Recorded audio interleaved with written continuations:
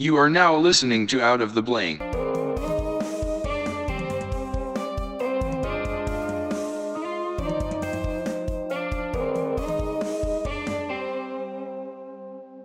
Welcome to Out of the Blank podcast. I'm here with Adam Nutter. What's up, man? Thanks for having me. You know what's funny is you're like not even like 2 states away from where I'm at. That's right. Yeah, well, I'm in Pennsylvania. Not far at all. Yeah, From and you're in Ocean City, right, Maryland? yeah, Ocean City, Maryland. Yeah, it's not far at all. So what do you do professionally? Comedian, and I have a few podcasts. I have me and my business partner, Neil Wood. He's another comic. We have our own media network called Drop Tent Media, and we produce a bunch of podcasts, a bunch of stand-up shows, and more stuff down the road. We just started this, so we're excited. We're looking forward to it. Our podcast is on there, Nerds with Words. That's my main podcast, which I do with Neil. That show we have a different guest on each week, not all the time, but it's usually a guest each week, and it's different. It's we've had on comedians, MMA fighters, doctors, astrophysicists, scientists, authors, like you name it. We've had them on. Artists. I will ask them like what they're nerdy about.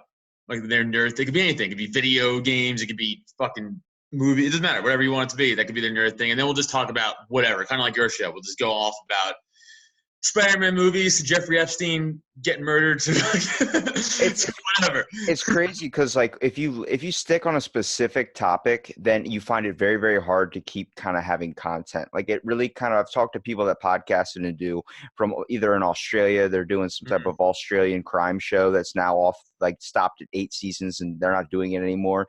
And then they podcast up to the 8th season and it's over with. The podcast over with. I'm like, you're limiting yourself so much. Like you can talk about what could have been, but it's like when you do a podcast where it's just a conversation with someone, you have such a huge wide variety of things, especially when you can nerd out. Like nerds aren't even considered nerds anymore. The black it's mainstream.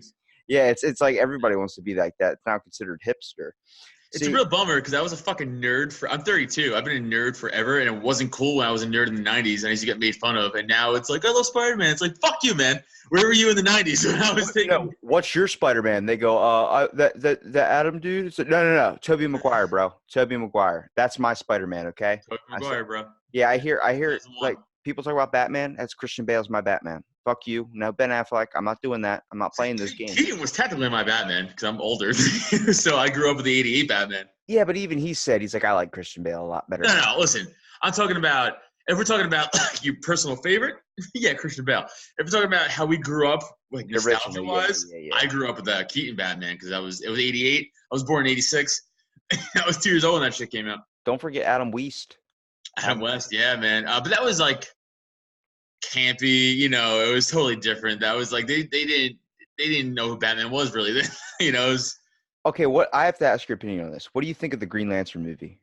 It was fucking terrible. Are you shitting me? Really? Wow. Everybody says that. Even Ryan Reynolds says that. Of course. It was so bad. Fuck. I never met anybody who thought it was good. I think right here. It's nuts. I only liked it because I have a very good, like I religiously, my favorite DC like person, if I was going to pick one, would have to be Green Lantern. But I knew him from the Justice League where he was like a black guy. And then they did Tony Stewart. He was the second Green Lantern.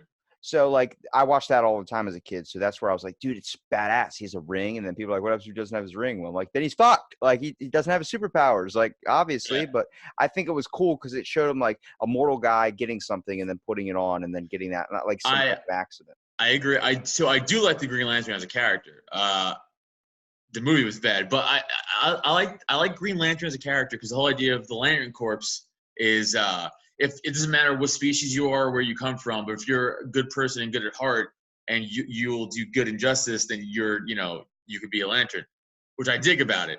That movie sucked dick though. You're crazy. That movie, I was coming from a perspective where it came from like I enjoyed the character and I'm glad they finally at least gave him a story. I think they definitely could have did a hell of a lot of shit better. The suit was a little bit like, okay, come on now. What is that? All animated. Yeah. And like I think Ryan Reynolds is better at Deadpool, but it's the same thing. Yeah. Captain America is not Chris Evans to me. Captain America is the Human Torch. I see like Chris Evans is the Human Torch. I see that. I'm like, Motherfucker, you're Fantastic Four. I saw that when he first got cast as Cap, but now 10 years, it's like, oh, I see him as Cap now. I don't even remember those movies, especially because Disney. I don't have to change topic, but Sony just disagreed with Disney, and now no more Spider-Man. Well, I mean, see, I hate Todd Holland. Tom, I like him. Dude, he's a good Spider-Man. I freaking hate that guy. Someone at my work said, "You look just like Tom Holland." I was like, "Fuck you." I like him, man. I think he's a good Spider. I think he's doing a great job as Spider-Man. Just the original. I can't beat the.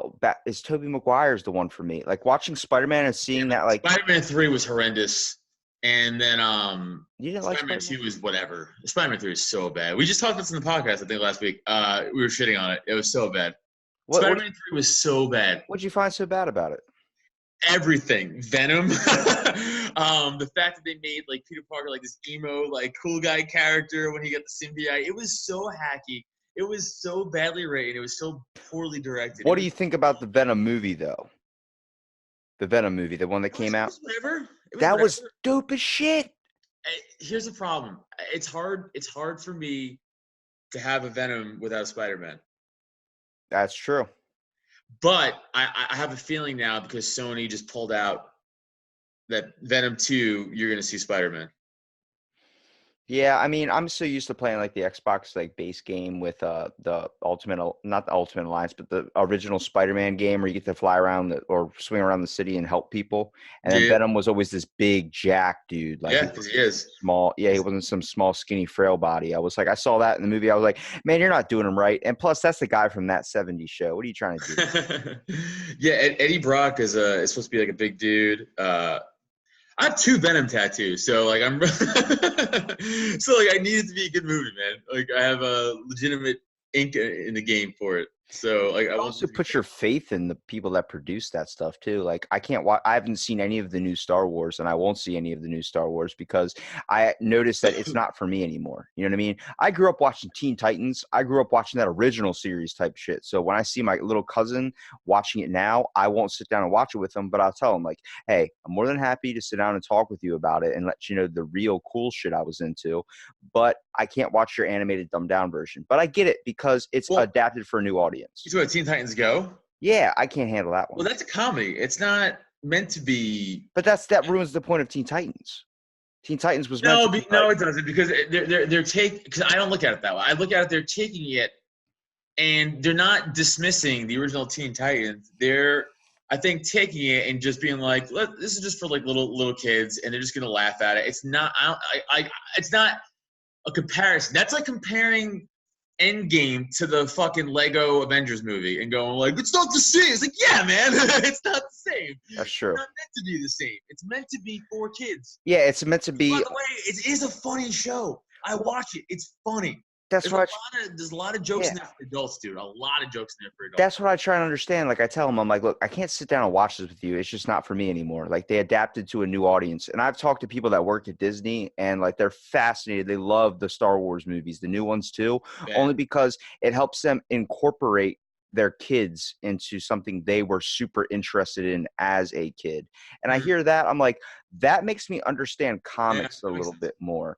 And like you watch my Netflix history, it's nothing but like comedy special, Joe Rogan comedy special, and then murder mystery at like 2:00 in the morning. Like people will be like, what the hell is this kid looking up?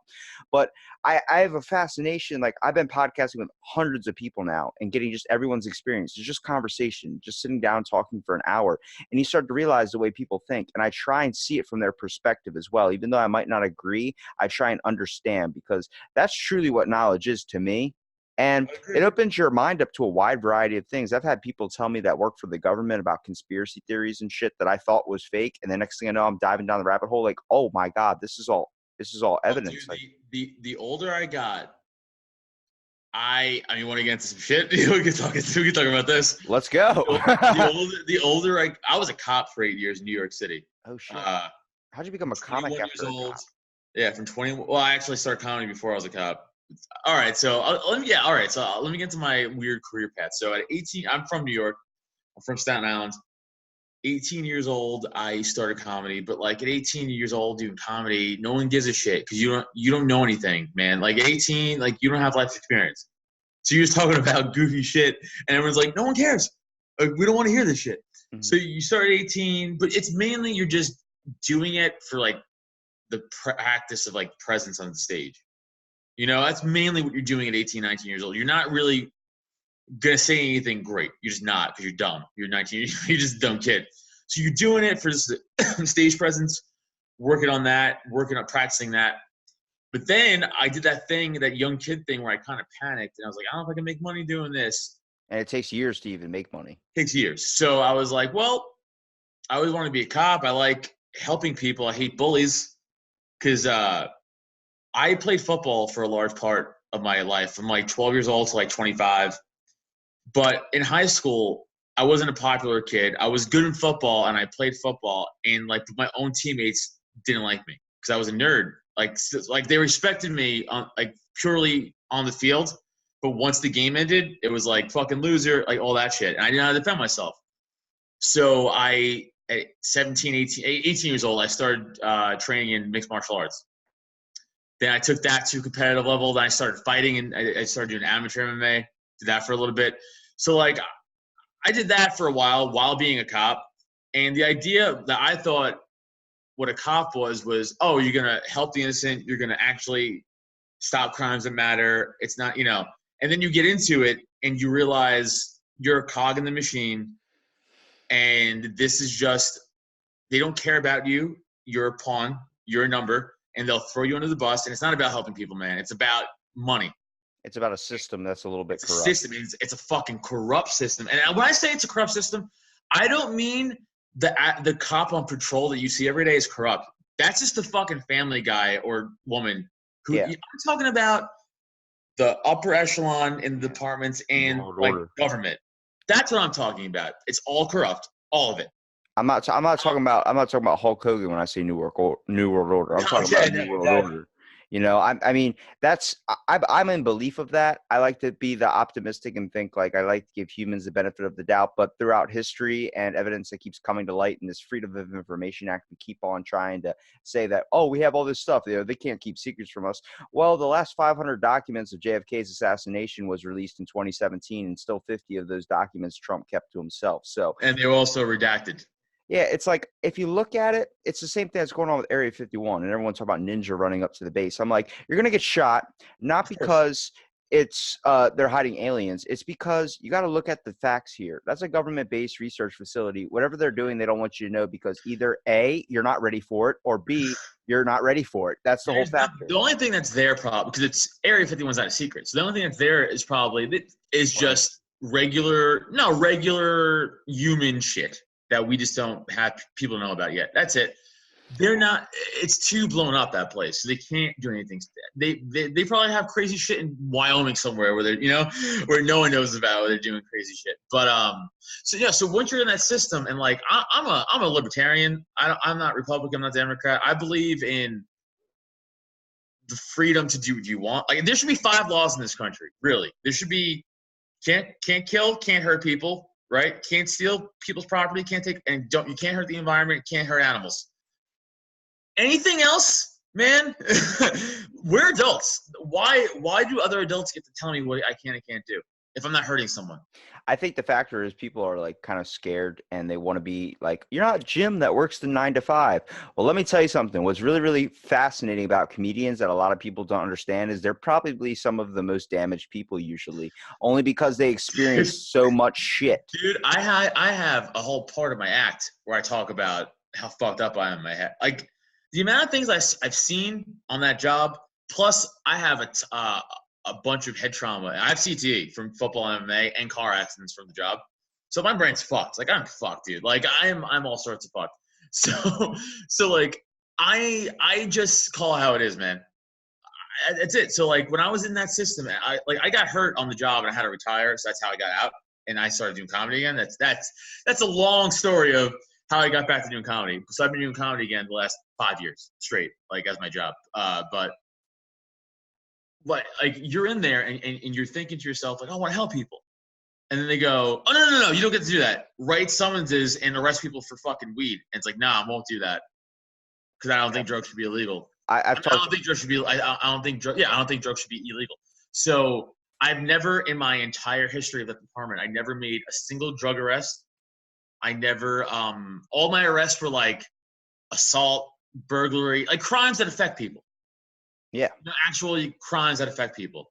Shit like that. Well, my buddy works for our local state, Worcester County State Troopers, and he talks about like it gets ridiculous. You get these, and he tells me the month periods where you start seeing the high amount of tickets increase, and it's because it's getting close to their deadline. They have to reach a certain number a year. And he's like, I mean, we didn't have a quota, but we know we have a quota. Yeah, and he was like, it sucks because I'm never going to get anywhere in this department if I just am pulling over random people and looking for random bullshit to give them a ticket on. He goes, I don't believe in doing that. I believe in doing something that's just.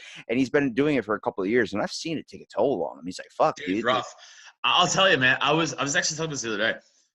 My last year, again, I didn't know it was my last year there before I got hurt again. But but it just happened to be. I was like, I need to, because I was doing patrol, and I was like, I need to get off here because I feel like I'm doing the most amount of damage here to society, and I can't look at myself in the mirror anymore because I'm like I am so against what I believe as a society. Then I got hurt again, and they kicked me out. They didn't kick me out. They let me go with pension. I'm just saying, like, I was really debating, like, do I just quit? But I'm 8 years in. Like, what do I do? So it's like.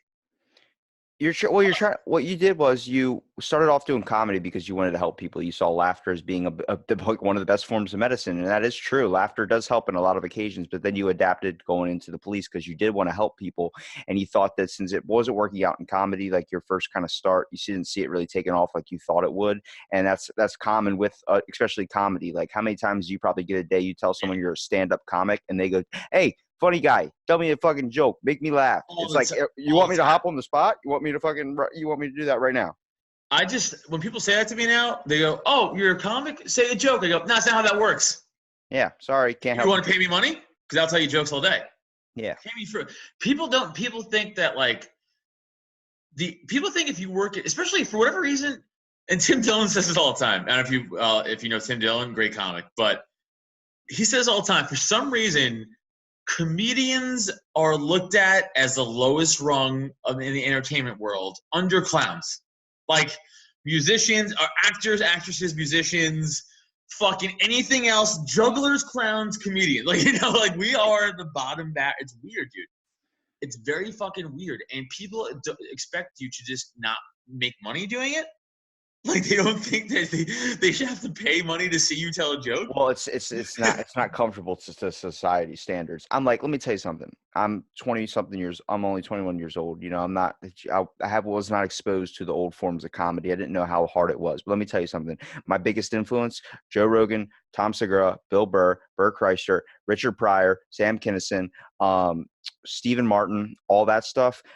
Oh my God, they've expanded my whole mind where I thought I was alone. Like, I experienced stuff, and I was like, well, I like making people laugh. I love that enjoyment. I love bringing happiness into someone's life, whether I make myself an idiot or not.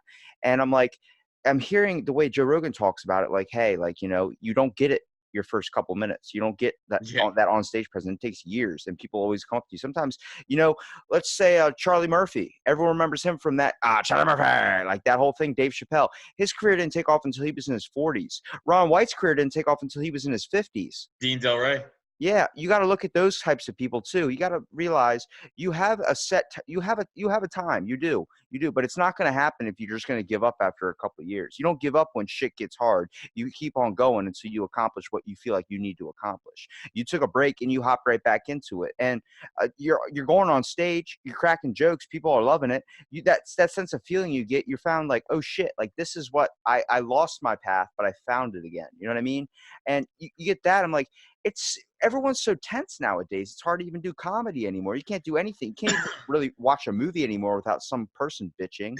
And it's like, oh, I can't say that, ma'am. I'm sorry. I and I'll go PG for it. No, Ron White's like, oh, I can't fucking say that. So, and then he says it again, like in a whole nother way. He had a bit about duck pussy lip tacos.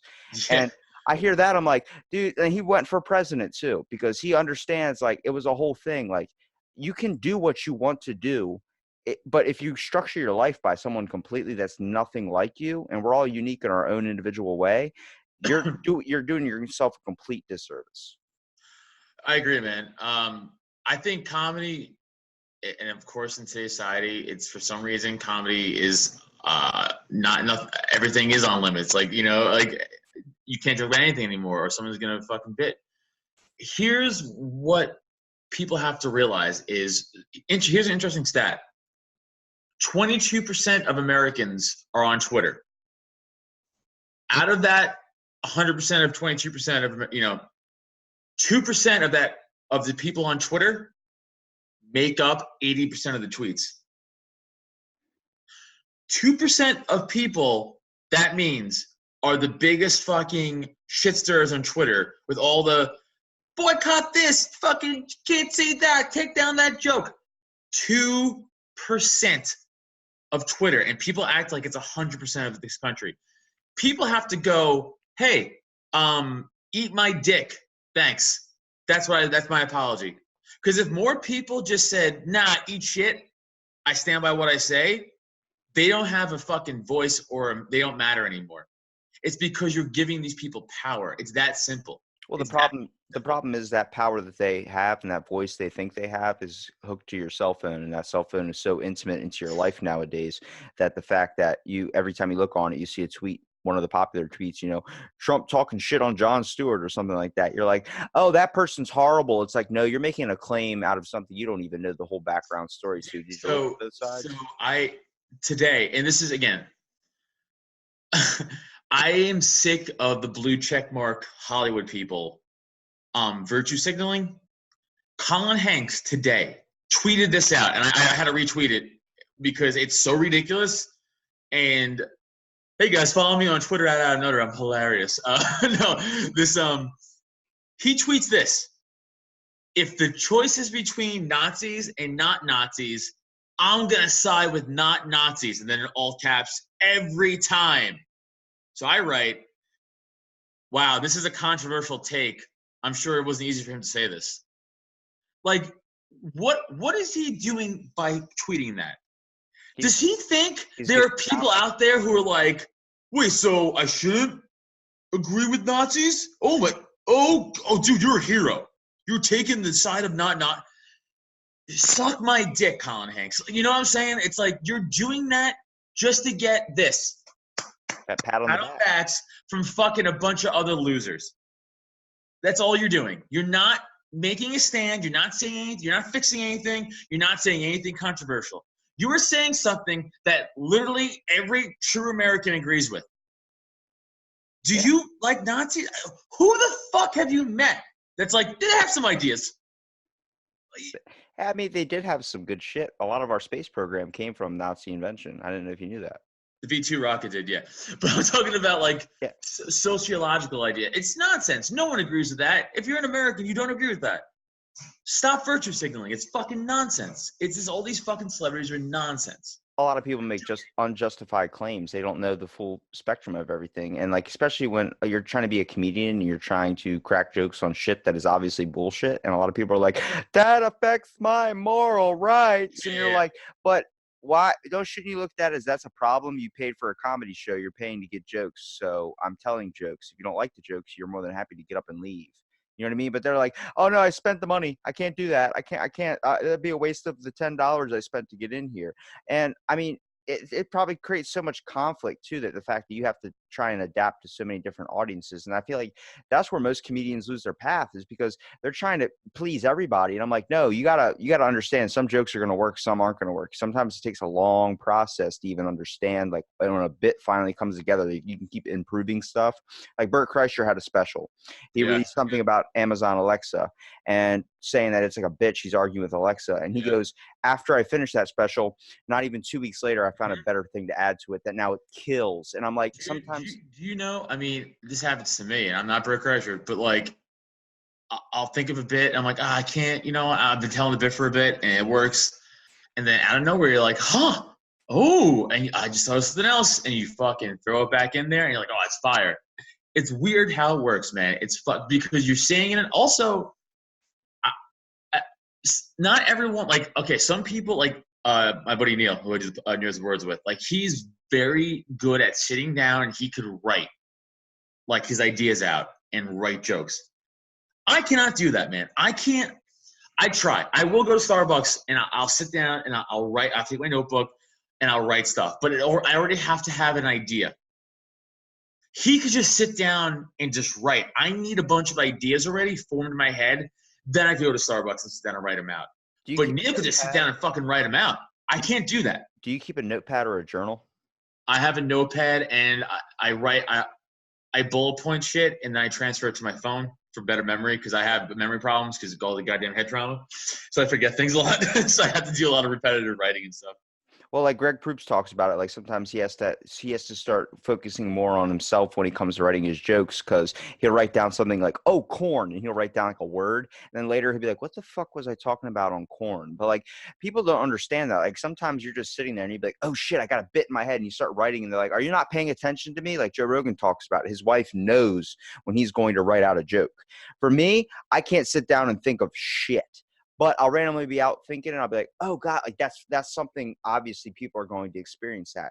I think the factor is a lot that what's linked to comedy is what people experience. I mean, the fact, like, if you're able to make someone relate or make someone open up or make someone understand, knowing they're going to understand, it's about creating a reference kind of. Yeah, no, I totally agree. I like to write on stage a lot. Like, my wife's leaving, just the dog's barking. No, like I like to write on stage a lot too. Like a lot of it for me, again, this is personally to me. So I feel like if I'm up there and I'm telling like a bit I've been telling or whatever, and then while I'm on stage and I'm talking, I'll be like, ooh, as it's coming out of my head and my mouth, I'm like, ooh, this is gonna be good. This is gonna be good. And I can only write that because I'm telling it on stage. That would not work if I'm in my house. It's just like all environmental too. You're feeding off the energy of the crowd. You're feeding off the energy of the room. It's a real thing. Like that's a real thing. Like the energy of a crowd and room and shit. Well, it's just that like matters. it's like being around a room with the people that are acting like wet towels. Like they put that on you. You feel drained throughout the day. You don't want to go out and do anything in the world anymore. And like one of my favorite comedians, Bo Burnham, people don't like him because of the fact he uses music in his comedy, and a lot of comedians think that it's cheap. But I'm like, no, he does a lot of references too and does a lot of stuff without music, but he incorporates it in his act. You know, everybody, comedian, whatever you want to be, you have a role or some type of thing that you hook to. Like you're known as like the angry comic, the drunk comic, the whatever. Sure. Like Burt Kreischer's the take your shirt off comic. Bill Burr's the type of like crazy nut job comic when he talks about like, have you ever just looked at a ceiling fan and just wanted to jump head first into that motherfucker? Like I hear that, I start laughing my ass off because, you know, we have these thoughts, but people are like, oh, I can't display that side of me. I can't display this one because it doesn't match society's preferences. And I'm like, you're denying yourself the biggest satisfaction of becoming, you know, being real. I'm like, I don't edit my podcast. I don't do these types of things. I don't cut out shit. I don't cut out the ums and the buts because that's what makes the podcast. You got the real conversation going on. I'm not able to connect with you right face to face in person. So I have to do it over a screen where I say technology is a benefit, but also it gives people such an outlet for them to evoke their voices and shit. I'm like, sometimes a joke is a joke. You have to leave it at that. Okay. You can't take it to the extent like people take it to the like so personal, like you think women don't deserve rights. He goes, no, but I do think they deserve rights, but I'm gonna laugh that we didn't think it for a long time. You know, we're gonna point that out. That's the thing too, is man, like I will laugh at shit I don't agree with on like a social spectrum, but like I will always also that's not I shouldn't even say that. I can't get offended, man. Like there's nothing that offends me. Literally nothing. Nothing anyone in this fucking planet could say can offend me. I'm not talking about piss me off. Like if you're insulting me, yeah, I'm gonna get mad. I'm not talking about that. I'm talking about like you can't be like, hey, fucking Staten Island Italians are garbage people. I'd be like, yeah, we are. Like, you know, like you can't say anything to like offend me. You can't be like, I think all libertarians are rapists. I'd be like, that's crazy thing to think, but okay. Like you're not gonna, you know what I'm saying? Like you're not gonna offend me.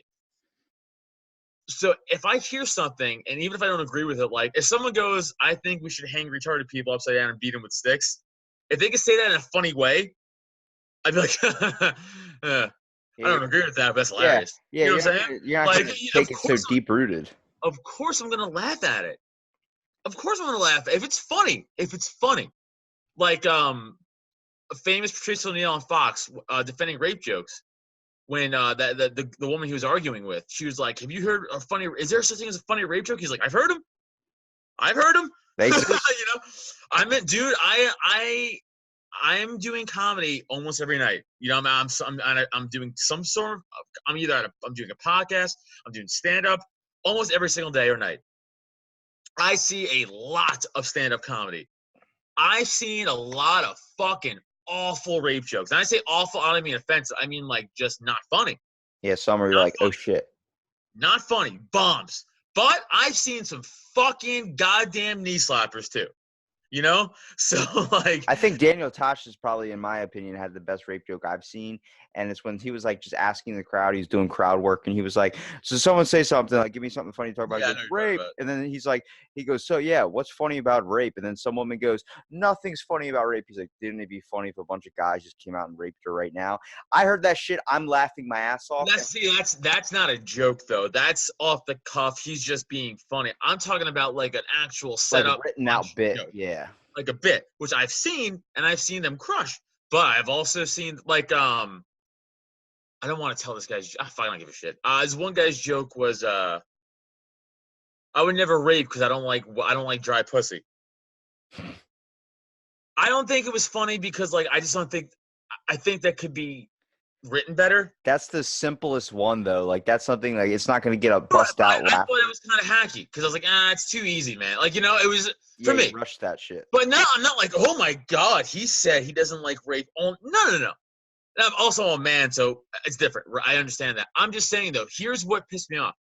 Afterwards, the host, who was a chick, got up and was like, "You were all right not to laugh at that joke. Rape is never funny." And I was like, "Whoa." I go, "Hey, listen. His punishment was the bomb. Yeah, that feeling. No one laughing was his punishment. You as a comic don't get to tell other people what to laugh at. You're not the fucking king of or queen of comedy. You don't get to do that, man." So the next comic got up and spent his whole set shitting on the host and saying what I was essentially saying. Yeah. Which is good for him. But yeah, I'm like, that's fucking What do you think about hecklers? it's part of the business. I mean, I think you're garbage, don't do it. But it's Yeah, part of the game, right? I think it's weird. Stop it. I think it's weird that people pay to go see comedy, then they're gonna try and throw in their So thing like it's my shot to say something. It's my shot. I can be funny in front of everybody. I'll be honest with you, dude. Again, I've only been doing comedy 5.5 years, but like I really haven't been heckled that much. Really, I can really count on like my hands the amount of times that's like been a problem. Maybe twice has been a problem. Other heckles are either kind of fun or I could play with it or shut it down. I've only had 2 that were like, all right, man, in 5.5 years, it's not bad. But there's usually 2 type of hecklers I've seen. The ones who are being disruptive and are being fucking cunts, or the ones that they think they're helping and they're trying to be funny with you and they don't realize they're ruining the show. Yeah. And those people you could kind of they get it. Here's how I handle someone right away. Don't yell right away because people tend to, for some reason, like I'm not exactly the heckler. Like the surrounding, like the audience, be like, "Hey," they'll kind of pull back on you, right? Like if you feel like someone's like, "That's not funny," you don't be like, "Fuck you" right away. Don't do that. Be like, "Oh, what the fuck, man?" Like, try to play with them. And if you play with them and the audience sees you playing with them, and that guy or woman still being aggressive, they'll turn on them. Have you And seen yeah. Have you seen Jimmy Carr's special?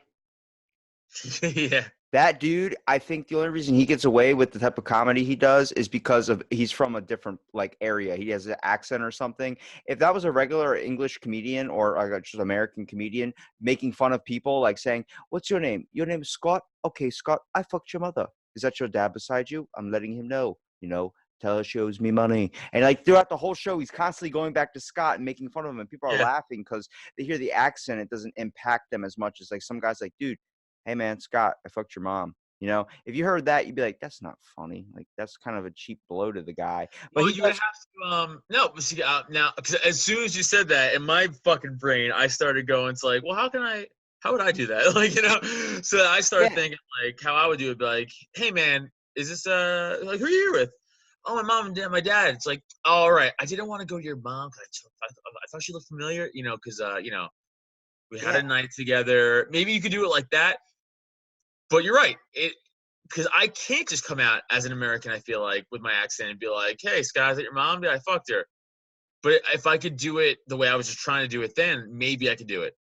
Like the same factor is like I'm not saying that's how I would do it. I'm saying that's what people think nowadays. Like the fact that you can't make insults to people unless you're really comedy's not being focused on making insults about yourself. It's about like, yeah, well, guess what? I don't have a job, I'm not in a relationship because, I'm a piece of shit. Like they're just making fun of themselves. I'm like, whatever happened to like crowd work? I don't, you're paying for a comedy show. You should get all different types and forms. You understand not everything's going to be funny, but that's where you work it out and try and figure out what you can do. So I feel like in my material, I have a lot of self-deprecating humor. I also shit on people too. Like I have this new bit I'm working on where I don't want to give it away, but like if you text me and you don't have an iPhone, I don't really want to be your friend anymore. Like I think you're poor. Yeah, Like that's whatever. kind of the You have an idea of the iPhone bit. by now. Yeah. That's kind of the idea of the bit. So I'm like, do I think that's true? Like, no, but it's funny and it's gonna piss people off. Yeah. Like I told it last night, and half the room was like, wow, that's fucked up. I'm like, yeah, Yeah. like I don't mean it. Freaking Bo Burnham is is a little bit older. I think he's like 27, going on like 30, and seeing his like career take off from just making YouTube videos and then getting on stage and performing like that. But like, By the way, that's why a lot of comics don't like him. By the way, not because they think he's a hack, because he started, because he was a YouTuber who yeah, is now a comedian. well, That's why. he's a funny guy, and like a lot of his stuff, like everything from his song "Sad," like I saw an old man get hit by a train, and he goes, and he's talking about that. So like he does songs to make stuff really really funny, and it is funny, and it's like, but it's that sense of humor, like oh shit, like that type, and he goes, oh, like he was pointing up into the crowd, like, hey, you up there in the John Wilkes Booth seats, bam. Gone. He goes, oh, that joke was too late. Oh, too late for Abraham Lincoln. Like it feels like nowadays comedians, like I can't do his stuff justice, but comedians, they have to highlight like, oh yeah, I forgot I said that. I forgot where, and they have to highlight that they understand it's stigmatized. I'm like, well, why is it stigmatized? Why are we going to even waste like years of our life? There are people that go to a comedy show just to point out shit that is not right anymore. Like that's jokes upon women. Hey, women aren't like that anymore. It's like, I know they're not fucking like that. I'm not saying they are. You know what's not funny? This is me on stage. All women deserve equal rights, and I think every woman is just as precious as a man. Wow, that's hilarious. Thanks for stating the fucking obvious. I would like Exactly. a joke now. And that goes back to my Colin Hanks point. It's you're stating the obvious because you want sheep to follow you. That's it. You're fucking all sheep. I have a bit about that too. About how I'm like people worried about fucking the most mundane shit, and we're all ignoring the pedophile cult. Like it's like more people should be mad about that. That's going on. People are like, but Pepsi is better than Coke, or like whatever the fuck you're arguing about. It's like, stop it. Like, wake up, man. It's like there's a point where you have to realize you're being way too sensitive. If you're going to spend your whole rest of your life just pointing out shit that guy said in that one joke, like a lot of people do that, believe it or not. A lot of people hear a joke or something that a comedian created and then decide to shit on that comic for the rest of their life just because they don't know how to let it go. I'm like, you're holding on to something that lasted 2 minutes and you're going to hold on to it for a couple of years. We talked about it on Nerds with Words. The Dina Hashem joke about Triple Extension, whatever the fuck. You know what I'm talking about? I don't know. Her joke was this, and it wasn't even a joke about him. Her joke was, did you guys see that rapper Triple X Extension got murdered the other day? Like, yeah, it was sad. She goes, he got robbed at gunpoint because he was carrying like $50,000 of cash on him. She's like, I don't know about you guys, but if that's not the best Venmo commercial of all time, I don't know what is. Right? That's the joke. Good. It's a whatever. It's a whatever. It's a good joke. It's a solid little joke, right? Solid. Yeah. This other comic, James Davis, tweeted out how Comedy Central should take that down and how it was terrible. And then all of this guy's rabid shit fans jumped on her and were giving her like life threats against her life and shit like that. The joke wasn't even about him. He was just the avenue to the Venmo joke. She could have said, I read in the news the other day, some guy got robbed carrying $50,000 of cash on him. It's the same exact ending to that joke. It doesn't matter. She used him because he's famous and people know him. That's it.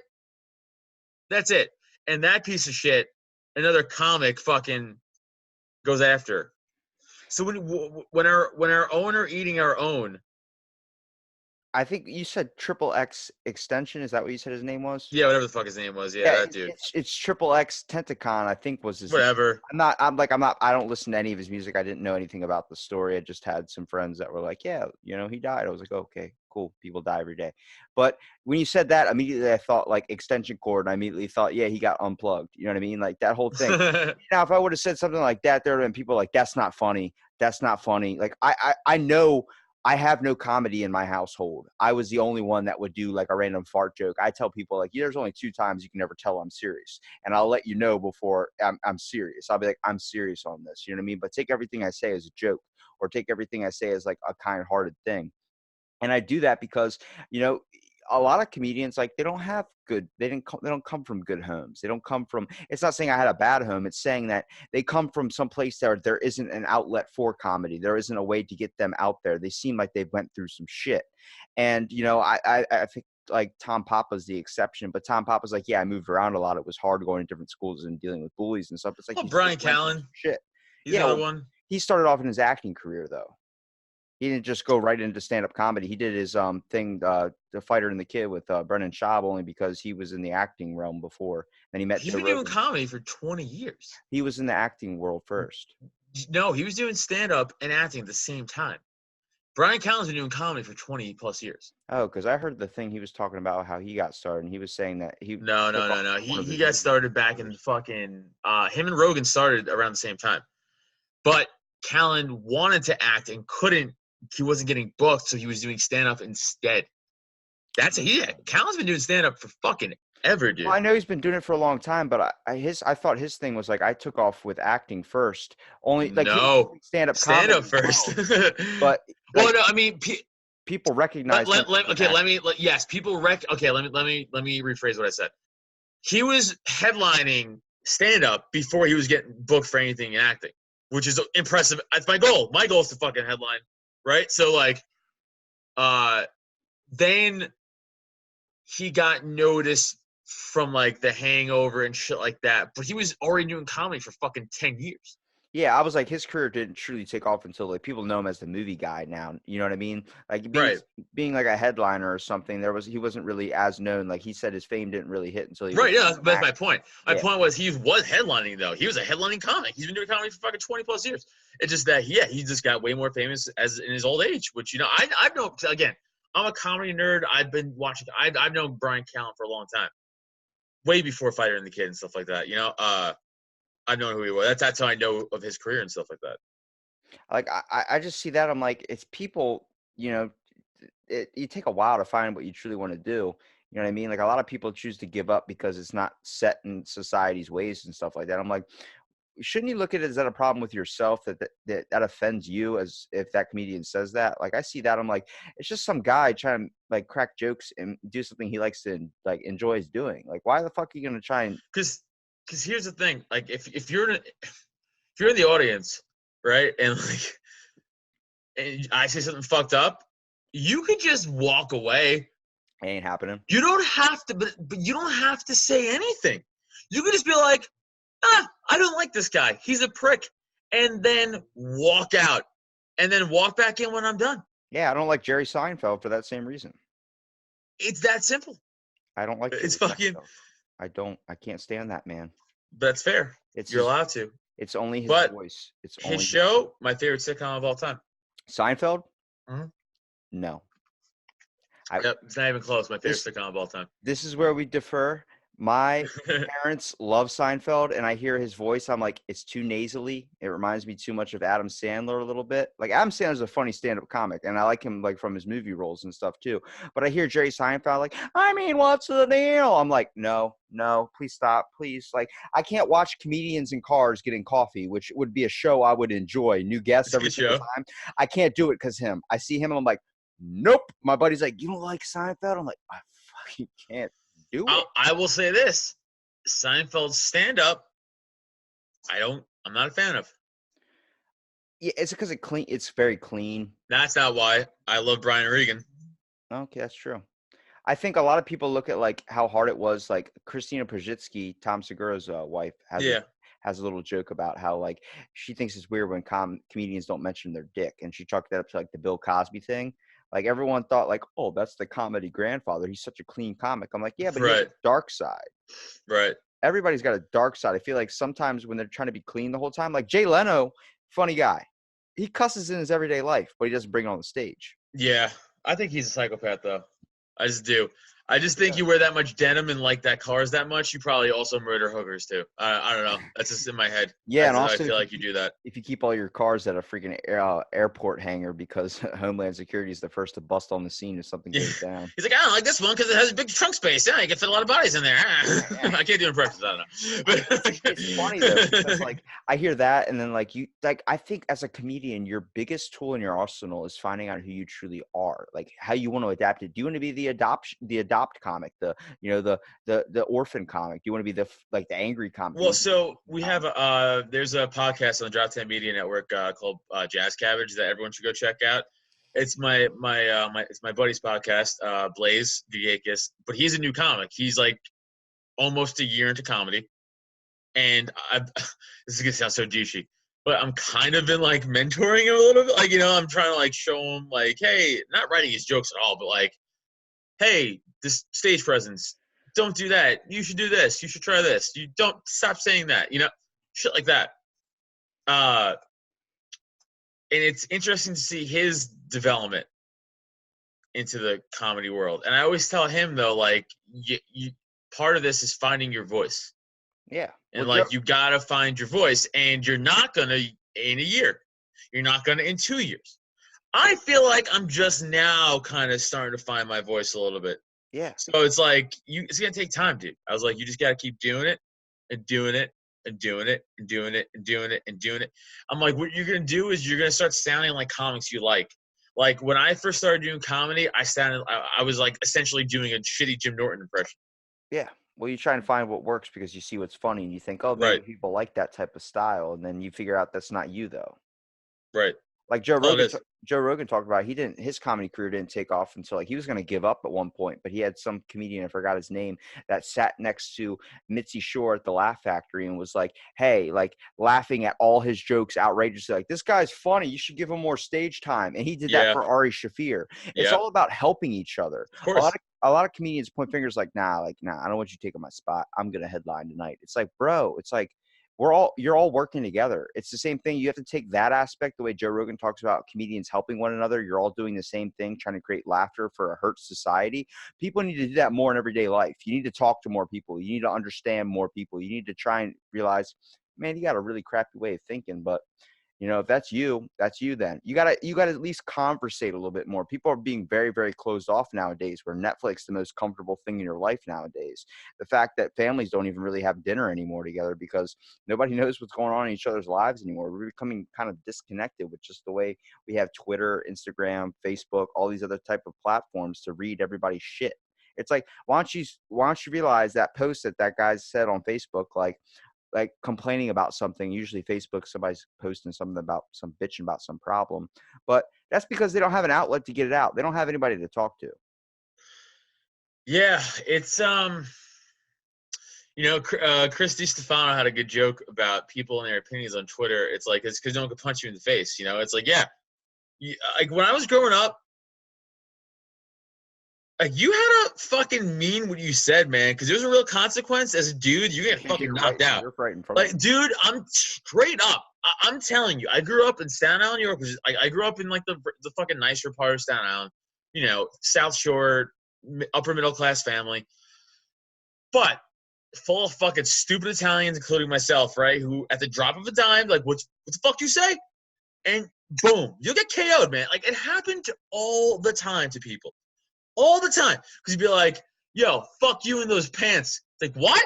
And like, that will start a fight. And it's happening That alone. more nowadays, though, dude. I bumped into somebody who was on their cell phone in a grocery store, an older man, like at least 20 years older than I was, and he looked at me like I was gonna apologize. I was like, "Bro, you were on your cell phone. Like, you should be apologizing to me." And he goes, "Fuck you, say." I was like, "What? What's happening right now? Are you creating conflict over that?" I'm like, people are becoming fucking like taking out their own personal, overwhelming problems out on other people nowadays. So I'm gonna sound like a psychopath right now, but fuck it. Okay. As I've gotten older, and again, I have a lot of MMA behind me, so I really know how to fight. I really do. As I've gotten older, I felt like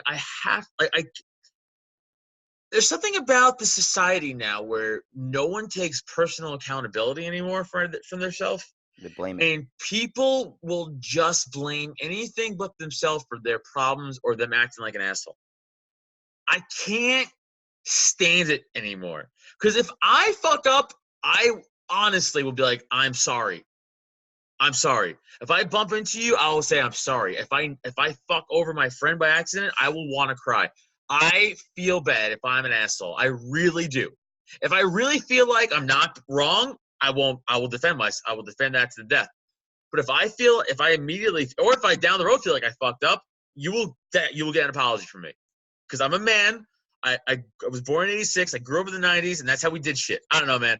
That's not even being a man, though. That's being a person. You got to admit where you are at fault. This guy just totally bumped into me and knew he was wrong, but he was like, "Oh, well, you're a fucking kid, man. Like, don't tell me I'm an adult." I'm like, "Yeah, but Part of being a man. yeah, like, you got to understand, you got to take your shit too. You're acting like a child, and at the same time, I keep asking people my own age, like, "What are you gonna do when you grow?" And I stop myself. I'm Grow like, up. Yeah. we're already fucking grown up. Yeah, Technically. man. We want all the freedom of being a real adult, but we still want our parents to make our doctor's Right. appointments and shit for us. I'm Right. like, there's a point where that fucking ends. And Yeah, I'm like, 18. yeah. And I'm like, 18. so like I'm going out. I'm like, some kid was like, "Hey, like, would you like younger than me? Would you like you want your stuff in a bag, sir?" I heard that. I was like, damn.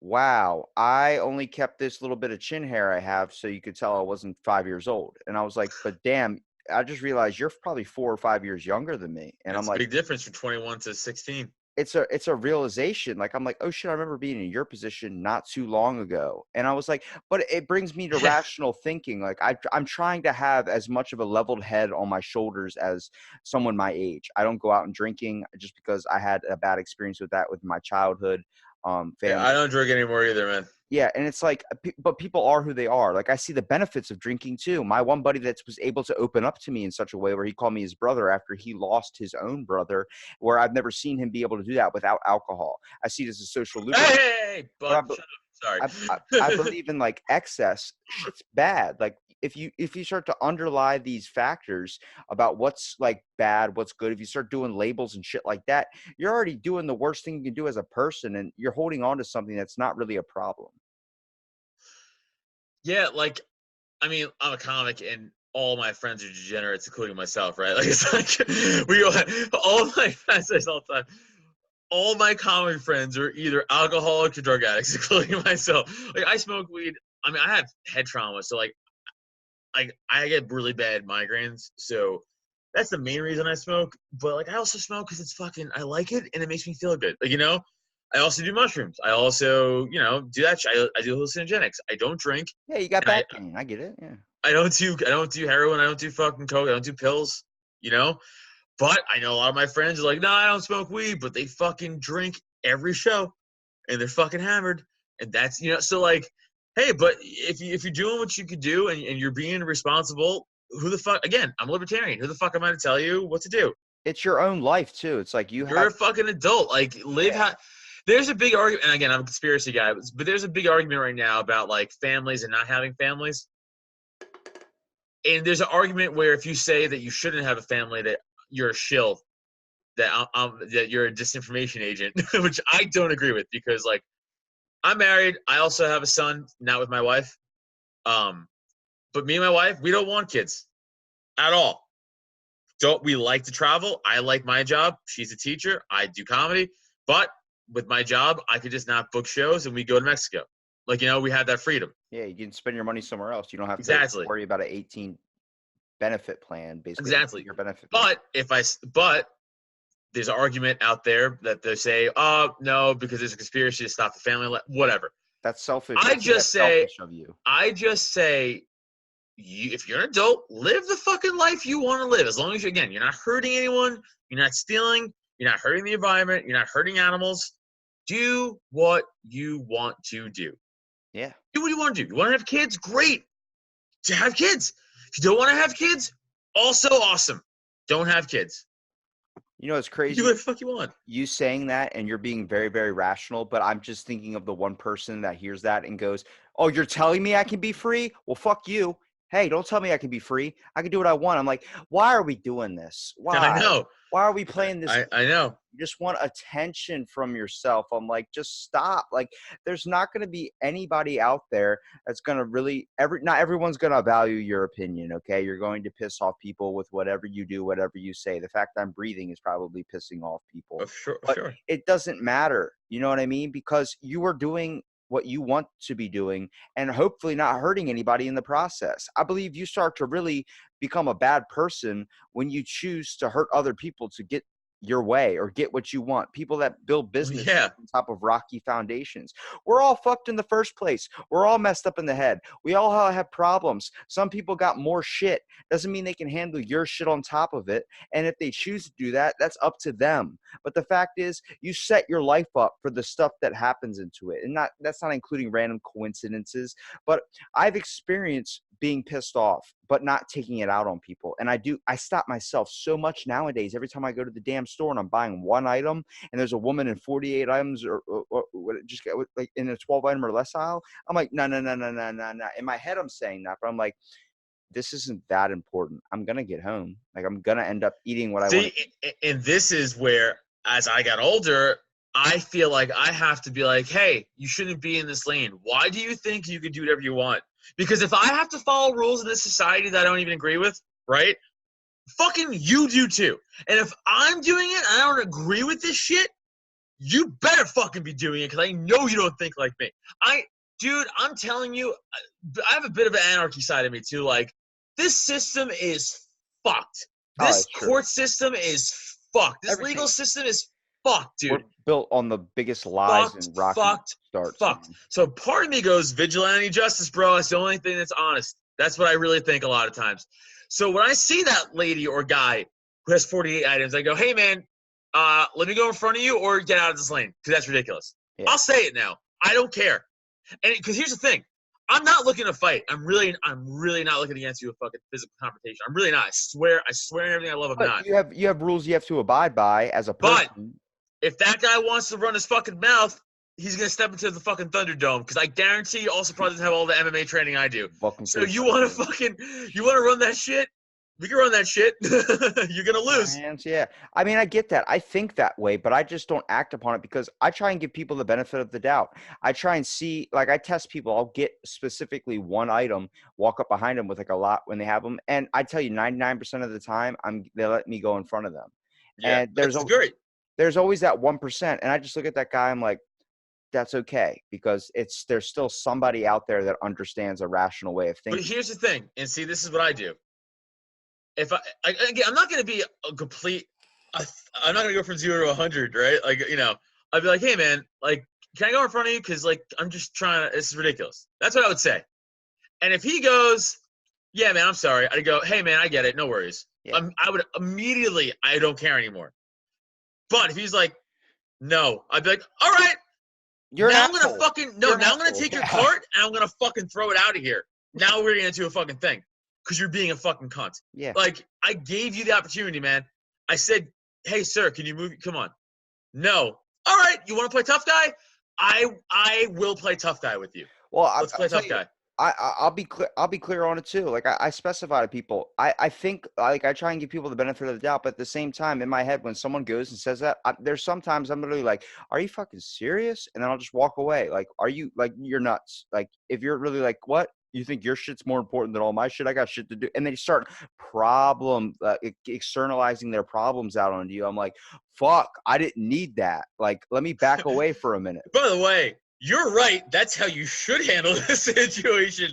I'm fucking psychotic and I can't handle it anymore. And I'm pretty sure I'm having a mental break. I'm pretty sure I'm slowly descending into madness, so it's fine. You're fed up, dude. You end up becoming like the Joker from Batman. You're like, oh shit, like I need. Dude, I feel like Michael Douglas in Falling Down. You ever see that movie? Yeah. That's what I feel like now. I feel like I'm gonna start like next time I go to a fast food place and they fuck up my order, I'm just gonna rob them but pay for it at gunpoint just to prove a point. Like I do random stupid shit that doesn't sound good. Like that makes me sound like an idiot, only because I know it makes me feel like a little bit like laughter in this life, and also it can make someone else laugh. Like I had some dude go on the other day, goes, "Sir, are you narrating yourself like Christopher Walken?" I'm like, "Yeah, sorry." And he goes, "That's funny shit, dude. Like you do a really good impression." I'm like, "Nah, it's not that good, but thank you." Because like I'll randomly walk around the house and be like, "Oh, we're out of milk. This is tragic news." And I'll be like doing that, and like people be like, "Oh shit, like that's pretty." Like it's that type of stupid shit I randomly do, and I catch myself doing because like it's creating like a little bit of laughter, a little bit of escape from this fucking life that everyone considers so shit. You don't know how many people I've talked to now, hundreds from different countries, and they all leads down to the same talk, even though it's just a conversation. That society is fucked. I'm like, we all know it's fucked, but why are we ignoring it? Why are we letting it happen? Yeah. Why are we doing this? Why don't we make a change? And they're like, oh, well, my voice isn't going to do anything. But it's like same shit with environmentalists. You changing your perspective, saying, I'm not going to change because other people aren't going to change, so why should I help the planet? You're not fucking doing anything better. There's going to be a guy that's doing 12 times worse damage than you, but if everyone starts giving up and doing shit half-ass, we're going to be screwed for the rest of our lives. Yep. By the way, I'm such a fucking child because like we're talking about like something like we're serious, like we're passionate about it, and then you said I talked to like literally hundreds of other people, like, and I don't know if you ever saw the show Aqua Teen Hunger Force. It was an old Adult Swim show. Okay. Oh. There was one episode where Shake is trying to rewrite the birthday song to profit off it, and there's a line he says to Frylock when he goes, Frylock, do you know how many birthdays there are a year? Hundreds. Literally hundreds. It's like, yeah, of course, because there's millions. Of course, there's 7 billion a year. Yeah. Obviously, right? That's the end. But that where he's like, do you understand? There's hundreds of birthdays a year we can capitalize off of. It's just a stupid fucking throwaway line from literally 14 years ago that still makes me laugh. I'm 32 years old, and anytime someone says literally hundreds, I think of that and I laugh, and I have to explain that whole story.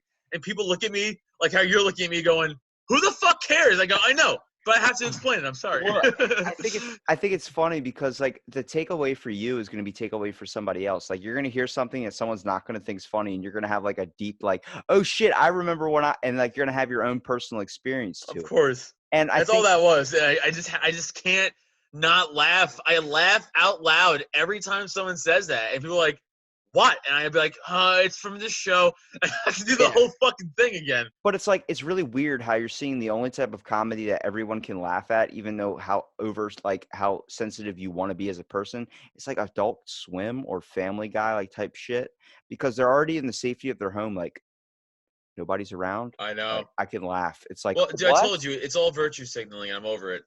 I fucking hate Piers Morgan. But he was just on Ben Shapiro's show, and they don't like each other from the history of the gun thing from years ago. But, like, I guess, whatever, years passed. Ben Shapiro had him on his YouTube show. And Piers Morgan went on this whole rant about – because he's a liberal guy. He's liberal. And how he's like, liberals fucking suck now because they're ruining comedy. Not just comedy, but they're ruining the idea of free thought. And he's like, if you don't think like I do – you're wrong. He's like, that's fascism. He's like, that's what that is. He's like, it fucking sickens me. And I was like, that's the smartest thing I ever heard you say. But unfortunately, that's where we're at now. Where, and I don't even go political. Again, I'm libertarian, so I'm not right or left. But like when I was growing up, the conservatives were the fucking freedom of speech pusher down guys. They were the ones who were like, no, think how we like to think. Shut up. We don't want to hear it. You know, it's like, oh, you don't agree with America? You're a fucking communist. Yeah. That's how it was when I was growing up. Then it switched to where the left was like fucking anti-freedom of They're speech. doing tactics of the right now and shit. And I'm like, what are you guys the party of freedom of speech? That's how it was when I was growing up. They're fighting like, fire with fire. Because it's like, well, I'm classically liberal then because I agree. That's what libertarians are. Libertarians are like financially conservatives and free-thinking liberals who like to smoke pot. That's what that's who we are. We're like, no, it should be, again, do what you want, don't hurt anybody else. That's it. That ends there. That's all. That's what it should be. What's your Very little government. What's your hopes for the future? Do you think it's gonna take something large, like impactful, for people to realize it? Yeah, civil war. That I see that, and I'm like, that's the only at least realist thing I can ever. Well, it's not rational, but that's what it would take. That's what it would take, though. That's the That's what it would factor. Like, it's the worst thing you can possibly think of happening. Like, everybody just starts bombing each other. Here's the problem, man. You see what's going on in Hong Kong right now? It's amazing. With all those protests, there's like 7 million people marching the streets, or like 11 million people marching the streets because people don't know what's going on in China is Hong Kong, was technically it's very westernized, and they were a very free part of China because they were ruled by England and they just got their independence back, but under the Chinese rule.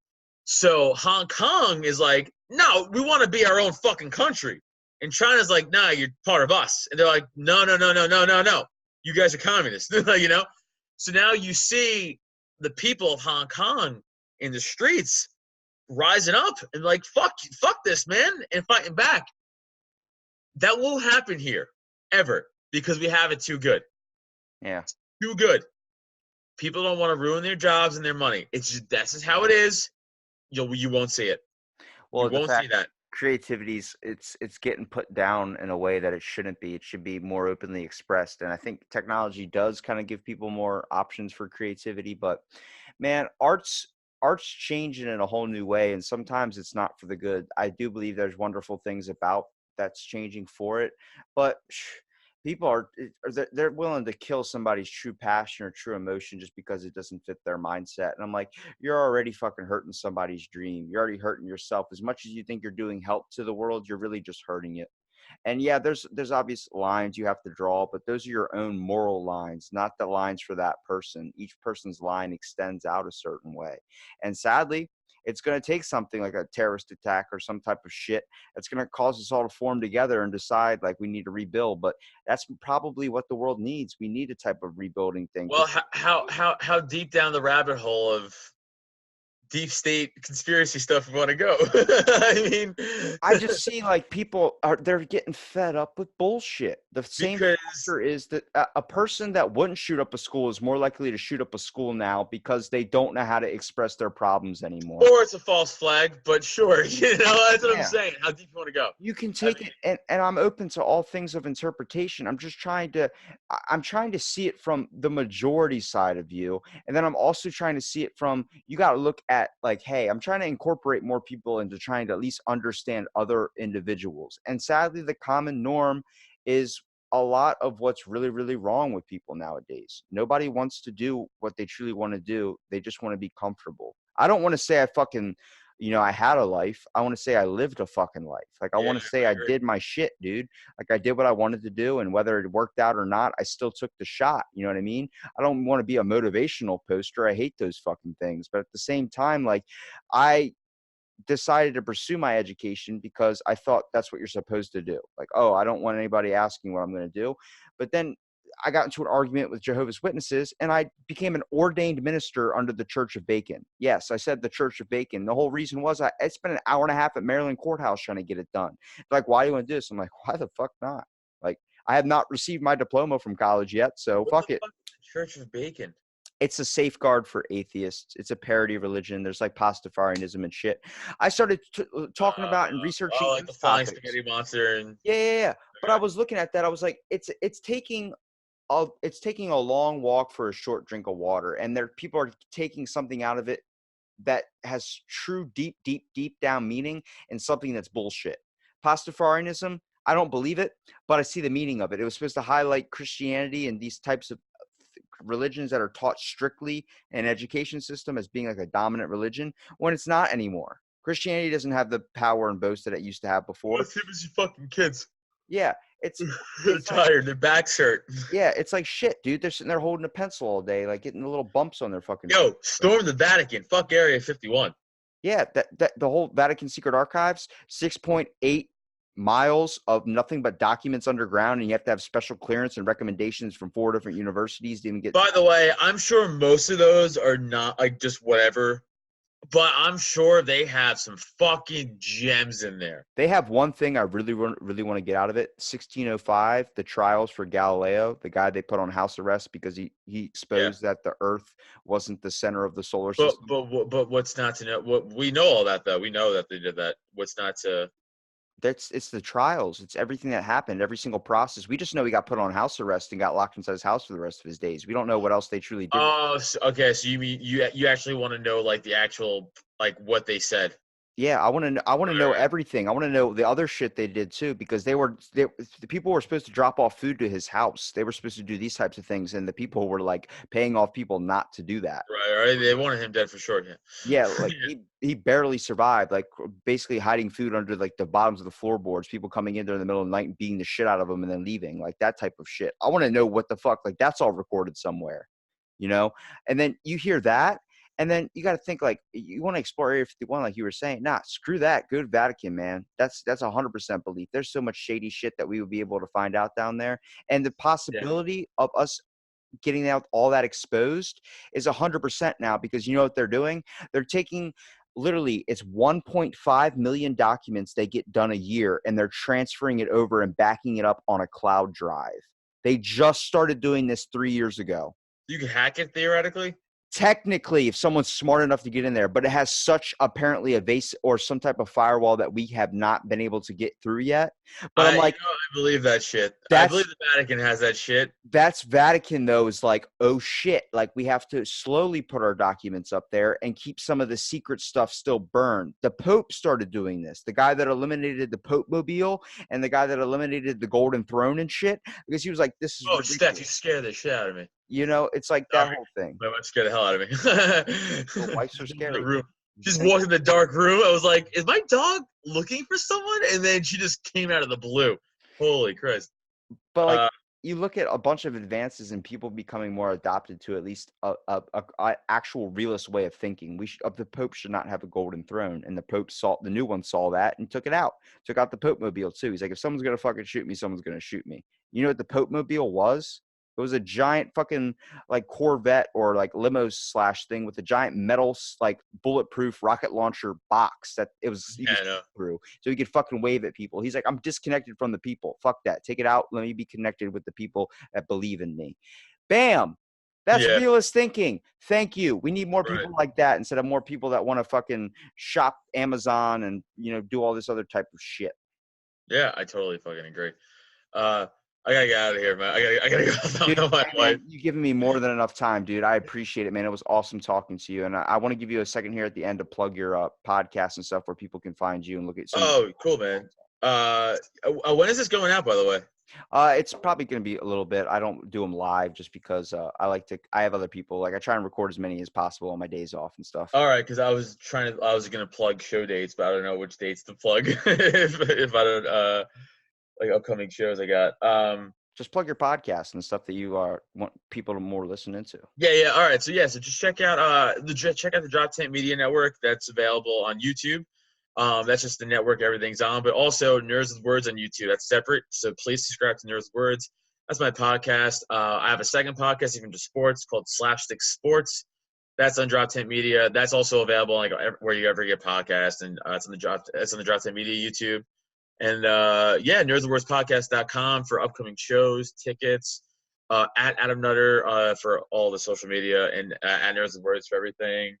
And yeah, we do monthly shows out here in Pennsylvania. We do 2 monthly shows out here in Pennsylvania. So if you guys are local Pennsylvania, come check those out. And then I'm always in New York or in California, wherever the fuck I am. I'm all over, so just check me out. Getting shit done, and it's not at the real Adam Nutter. It's Nope, at Adam Nutter. at He Adam got Nutter. that shit on day one. You know, I appreciate you coming out on the podcast, man. It was awesome just being able to talk to you, dude. Yeah, man. I would love to come back on down the road. Talk about more conspiracies. Fuck yeah. More real shit. All right, later, man. Later.